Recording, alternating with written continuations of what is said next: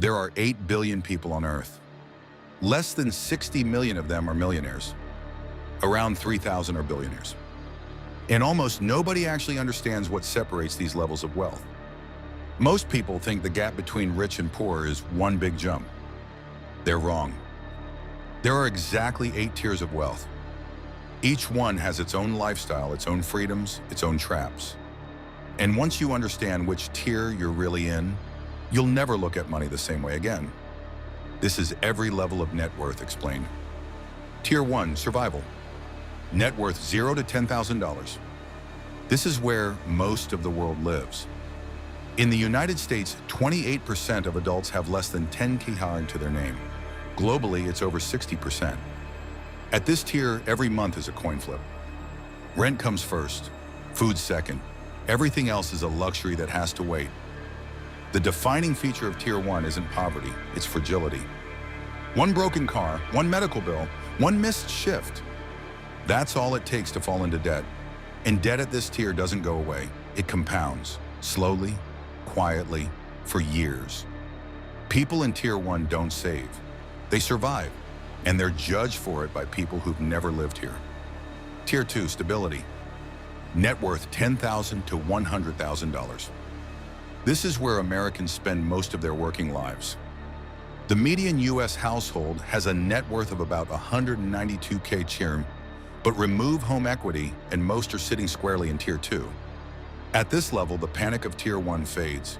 You can absorb a flat tire, a vet bill, a weekend trip, but you're not free. At Tier 2, your money has a job before you even earn it. Mortgage, car loan, student debt, childcare. Retirement contributions you can't actually afford. The biggest myth about Tier 2 is that you're middle class and therefore okay. You're not. You're one job loss from Tier 1, and most people don't realize how quickly they could fall. Tier 3, comfort. Net worth, $100,000 to $500,000. Welcome to what most Americans think of when they hear doing well. At this tier, you own your home, or you're close to it. Your retirement accounts are real, not aspirational. Your kid's future is something you plan, not something you fear. This is the comfort tier, but it comes with a quiet trap. Lifestyle inflation. The bigger house, the nicer car, the vacations that feel earned. By the time you reach Tier 3, you've often spent so much catching up that your savings rate has barely moved. People in Tier 3 are wealthy on paper, but they still feel one bad year away from disaster, because emotionally, they are. Tier 4, security. Net worth $500,000 to $1 million. This is where the math starts to bend in your favor. At Tier 4, your money begins to earn money you can actually feel. A 7% return on $700,000 is $49,000 a year, more than the median American salary. For the first time, you have options. You can negotiate harder at work. You can quit a job you hate. You can take a risk on a business. Tier 4 isn't about getting rich. It's about getting unstuck. But here's the secret most people don't know. 80% of Tier 4 households got there through one thing alone: time. Decades of consistent saving, boring index funds, no lottery tickets, no 10x crypto plays. Tier 4 isn't sexy, it's earned, and that's exactly why most people never reach it. Tier 5, the millionaire.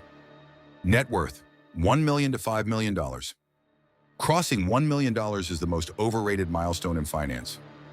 Most people imagine millionaires as flashy, vacation every month, sports car driving stereotypes. The reality?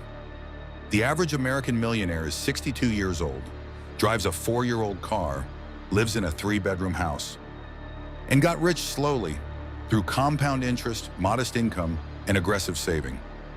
They are statistically more likely to be a small business owner or a school principal than a hedge fund manager. Tier 5 is the first tier where work becomes optional, not yet abandoned, but optional. But you're still nowhere close to what most people imagine when they say rich. Tier 6, Henry. Net worth $5 million to $30 million.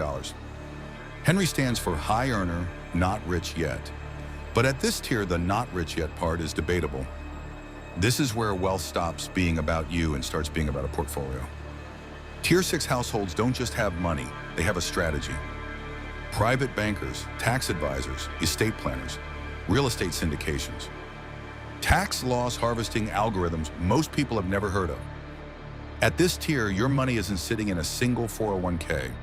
It's distributed across 6 or 7 vehicles, optimized for taxes, inheritance, and generational transfer.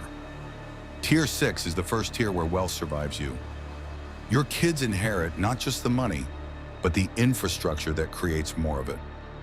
Tier 7, ultra-rich. Net worth $30 million to $100 million.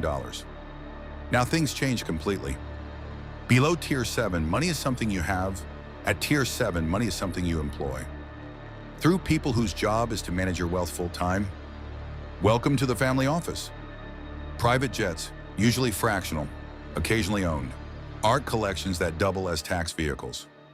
Multi-generational trusts, estates in 3 countries. A team of 5 to 15 professionals managing one family's wealth. At Tier 7, you no longer think about money in dollars, you think in years. How many years of full lifestyle can I sustain without working? The answer is always forever. And not just for you, for your children, for their children. Tier 7 is the first level where wealth stops being a lifestyle and becomes a legacy. Tier 8, the untouchables. Net worth $100 million and beyond. There are roughly 28,000 people on Earth in this tier. That's 0.04% of humanity. At this level, the rules of money don't bend, they break. Tier 8 households don't pay taxes the way other people do.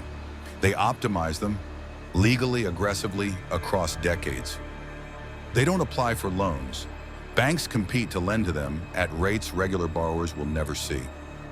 They don't invest in the stock market.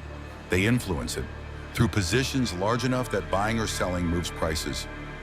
They don't worry about inflation. Inflation is something that affects their employees. At Tier 8, your wealth touches everything. Politics, media, universities, cities. Most Tier 8 households are not flashy. They are the opposite, invisible. The truly wealthy don't post on Instagram. They hire firms to remove themselves from search results. The richest people in America are not Elon Musk or Mark Zuckerberg. They're the families you've never heard of. They own private companies, oil rights, real estate empires, and political infrastructure that quietly shape the country you live in. Tier 8 isn't a lifestyle, it's a layer of reality. So where do you actually stand? Most people overestimate which tier they're in by exactly one level. Tier 1 people think they're Tier 2. Tier 3 people think they're Tier 5. Tier 5 people think they're Tier 6. Because we don't measure wealth in dollars, we measure it in comparison. The latter is real, the tiers are measurable. And every level has its own freedom and its own trap. In the next episode, we'll break down every tier of debt and why most people never escape the one they're in.